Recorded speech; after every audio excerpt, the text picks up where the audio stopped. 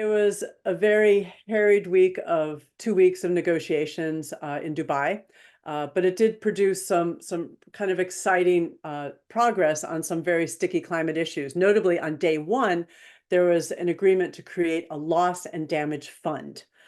This means that wealthier countries are going to help pay some of the poorer countries that are suffering a lot today from the impacts of climate change. Another early splash at the COP negotiations was the Food, Agriculture, and Climate Declaration.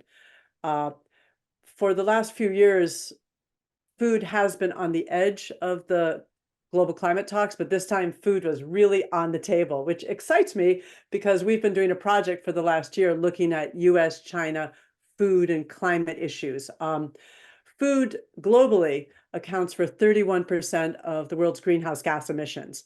And unless the world starts reining these greenhouse gas emissions in, we're not going to achieve the Paris climate goals. There were also declarations on climate and health, coolants, which includes refrigerants that produce HFCs. These are short-lived climate pollutants that burn for a shorter amount of time, but much hotter than carbon.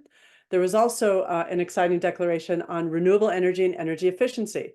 So countries agreed that together, that we're in the next 10 years, we're going to triple renewable energy and double our energy efficiency action. The show stealer at the COP was on the last day, which probably was more like 48 hours long, was to hammer out a global pact on fossil fuels. 200 countries signed on to it, and this pact is calling for transitioning away from fossil fuels like oil, gas, and coal that are the main drivers of greenhouse gas emissions.